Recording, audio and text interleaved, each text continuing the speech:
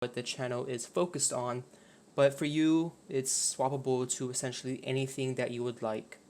And that section at the top right there, I just have 2k.exe, but you can replace that with something else or remove it completely. I added just so there's a bit of a watermark, but that doesn't have to be the case for you. Now, as you might notice as you watch this, the audio does not sync properly with the video, and that's because I recorded the entire video.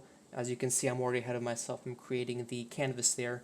So just watch what I'm doing there. I went to File, New, I'm typing in the info. So I had a voiceover and I'm watching the video now as I'm recording the audio, so it's going to be a bit awkward. So I'll create a new layer, deleting the background layer, and then I'm going to go over to the shape tool. I'm going to drop the shape down, and I'm going to type in the numbers there that I need. I didn't feel like re-recording the entire video, so that's why we are at this stage now. So let's see. I drop the shape down. This is going to be really out of sync because then I'm messing up the audio, so I go back and edit it, and the times aren't matching up. And especially with After Effects, because I can't just keep on playing it in one long string. It stops and goes back, so I have to constantly adjust to make sure it doesn't reset me. So whatever you're seeing now, what I'm seeing is I'm editing the shape, making the center of it white, and I'm adding a stroke to the actual image itself. Hopefully that's along the lines of what you're seeing.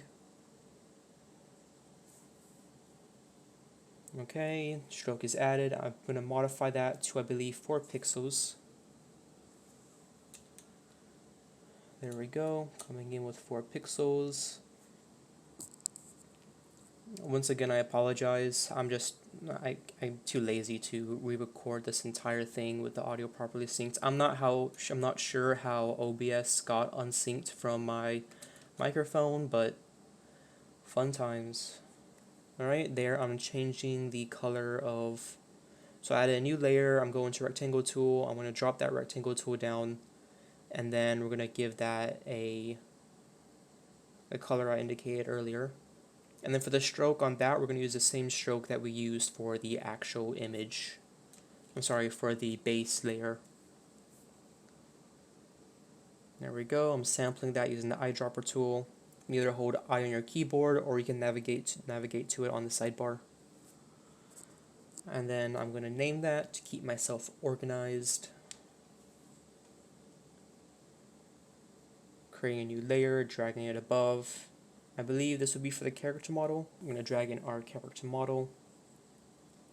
Now I mentioned this a lot in the video and you see me indicating it with my mouse, but the little ribbons on the back side of her head, little pink ones that poke out, they do poke out a tad far, so I recommend you choose a model that doesn't poke out that far, because then it takes up too much space on that left side.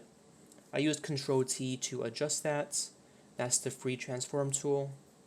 You can also go under Edit Free Transform if Control T does not work for you. I'm going to be adjusting her a lot. I'm going to resize her in a second to make sure she is properly sized, because she's a bit too small at the moment. And the reason for all that is because that hair thing in the back is really messing me up.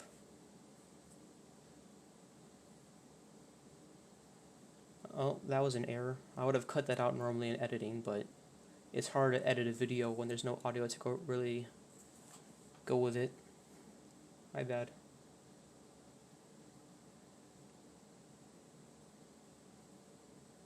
So here I'm just adding a small drop shadow.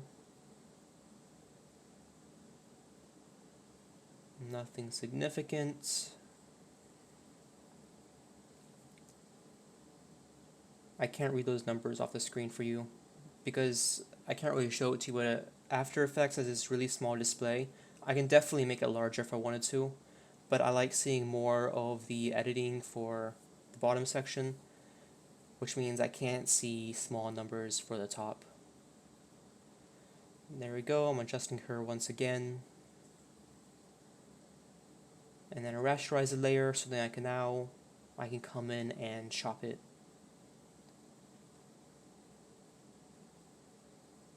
There we go, chopped off the bottom. And now I'm going to chop off up to where the blue line ends on the inside. So it looks like the character is completely in frame at the bottom and coming out of the frame on the top.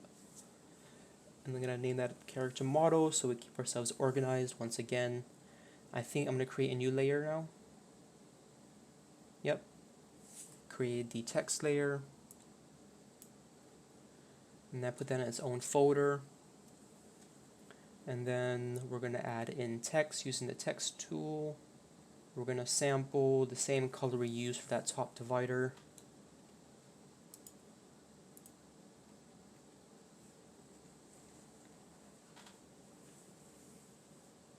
I'm not sure what's taking me so long. Oh, I'm pointing out the font. The font's going to be available for download in the description. All the assets in every single video you watch from this channel, all the assets that you need will be available for download in the description.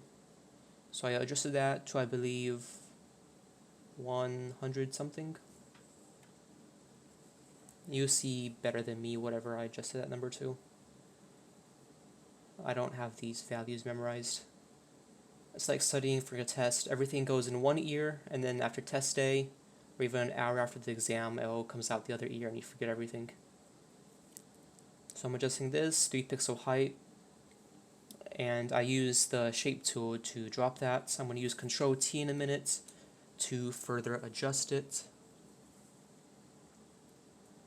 There we go, adjusting that out. Check mark, move tool again to recenter it. I think I'm going to adjust it again. And in a few seconds, I want to move that character model even further left because she's overlapping with the text. Look at that. It's like I'm reading the future. Isn't that cool? Alright, new layer. What am I going to do now? I think I'm going to add in the text below for the options. Now this is highly customizable. You can do it like that, or you can have a grid. For example, 2 on the left, 2 on the right. You can add images. You can add in a Dropbox. All kinds of different stuff. It's really up to you for whatever purpose your channel is at, or whatever purpose your server is for, and whatever the purpose of that specific channel is. Follow them, and then the other one's going to be leave. Leave is a bit harsh and a bit unwelcoming. It's up to you if you want to keep that, but you're more than welcome, of course, to swap that out. I mean, it's for your server. Whatever text or design works best for you. I do not dictate the style that fits your server. I just provide the options. So here I am swapping the color to the pink. And the reason I'm using pink is kind of to indicate that it's selected. For example, whenever you highlight over an option in most UI, it changes whichever one you're highlighting over. So in this case, it's pink. And this one's going to be blue. Same blue as the rules. And we're going to make an arrow in just a moment.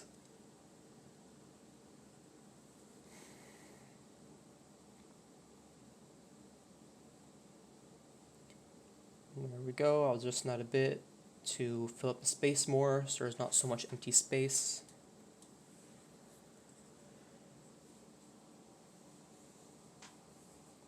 Alright, so we're going to go over to our pen tool. I'm going to click in the center. We're going to hold shift as we click up. And make sure we click up so it lines up with the top of the F. And that's pretty close. I think it's about a pixel off, but that's fine. Then we come to the center, then we come to the right again. So we form a perfect 90-degree triangle with a 45-degree slope and a 90-degree corner. And right click, make selection, OK, shift F5, color, and then choose the pink.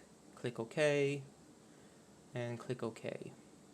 Now marquee tool, right click, deselect, Control J first, and then Control T. Go to the height, add a minus to the front of it, click check mark, and then we're going to drag that down, like so.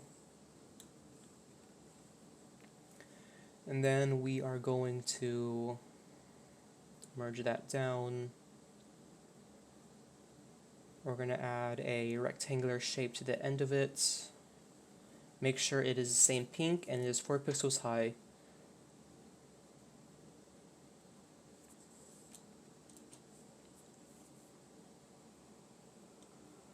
And then move it a bit to the left, I believe. Alright, right click, merge down, and then we're going to name it. And then I'm going to move it. Yep, there we go.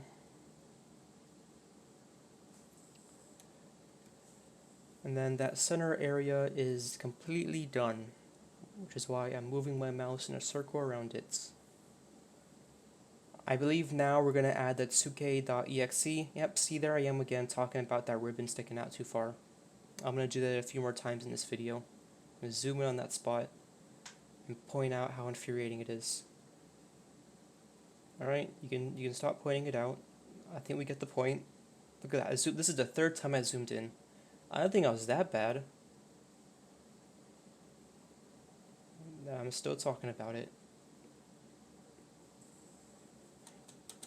I really should have cut that out in editing. Oh well.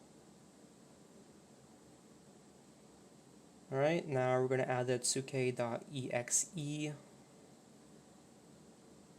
We're going to be using a lighter blue. This would be our lightest blue yet. Click OK. Let's drop that down. 2k.exe. We're going to adjust that to 28, I believe. Did I get that right? I think that says 28. There we go. Nice. I want to mention here that it is easy for a nefarious individual to remove it because the background is a solid color, but it helps to deter just the common individual. And even if it doesn't work as a watermark, it's a nice little add-on to the overall design.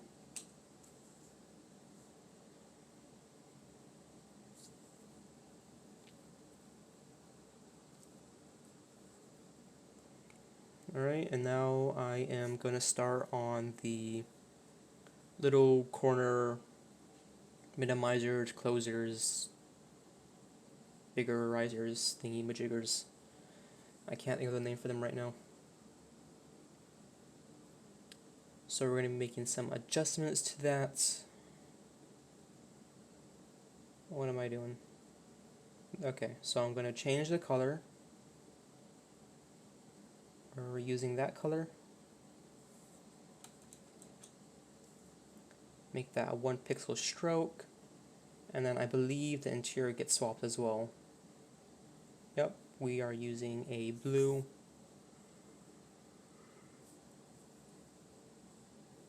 And then we're going to adjust the shape so it has 4 pixels on both the top and the bottom. Or did I already do that? Nope, that's only 3 pixels on the bottom. 4 on the top, so I'm going to resize it a tad.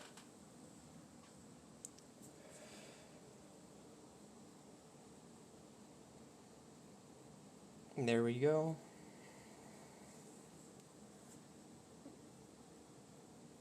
Come on, you can do it. Alright, there we go. Struggling there for a second. Alright, for that first one, make sure it's a good ways into that corner. And then we are going to... No, don't do Control G. That was a mistake. Leave it as is, because it's already in its own little group. And we'll just call that the exit area, or exit button.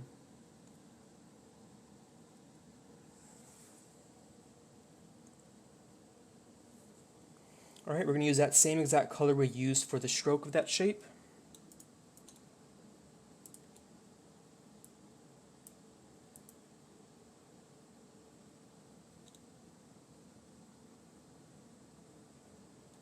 And then we are going to drop it down at about that width.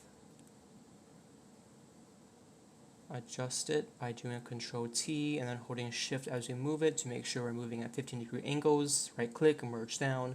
And right click one more time and do rasterized layer style. Or rasterized layer, my bad. Hold Shift as you move the entire shape again. So now we have an X. move that in, scale it down a bit, but then we're going to have to scale it again because as soon as we hit the check mark, this whole shape is going to get funky. See? Look at that, it became funky. So we're going to have to resize it a bit more. Click OK. Make sure it is properly and moved around. You can also use the arrow keys if you want to get exact movements. It'll move everything by 1 pixel, or I'm sorry, whichever layer you're on, it'll move it by 1 pixel. So you're not having to use the mouse to move things all the time.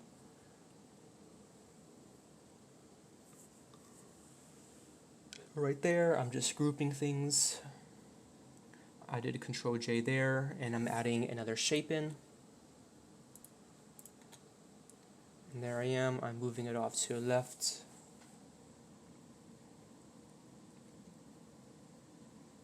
Now we're going to move that shape one more time.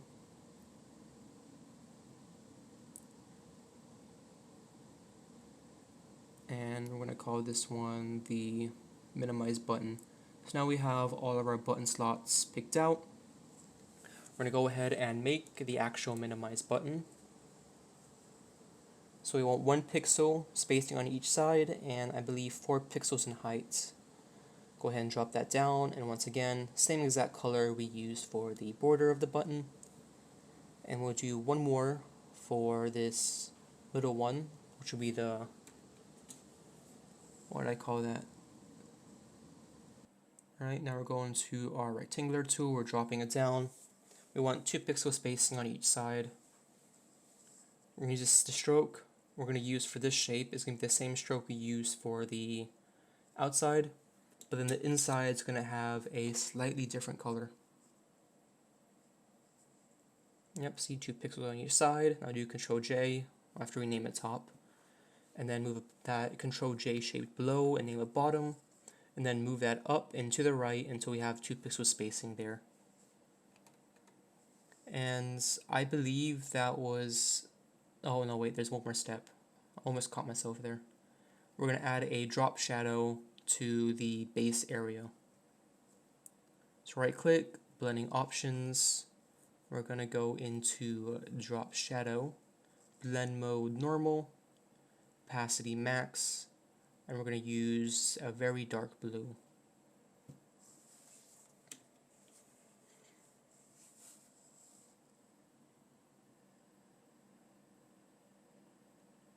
There we go, there we go. And then that finishes the tutorial. Now go to your rectangular marquee tool if you actually want to save the project. Highlight over the entire thing, edit, copy, merged, file, new. Go to create, do Control V, and delete the backgrounds. Now I believe, okay, the steps to save it. You can either do export, save for web, or you can do file, save as, and then choose PNG. And now there's going to be a little step that comes in that I missed before. Look at that. What was that, the 8th time I'm talking about the little ribbon? Goodness. It's only in editing that you realize how silly you do some things. Alright, we get the point. Yeah, it'll look better if we chop that bit off. Yeah. Alright, so here I came back when I was editing the first time and I realized a nice little add-on will be adding a pattern overlay. So I'm going to go over the steps to do that now. It's just a little touch. You can of course choose not to do it, or you can add it on.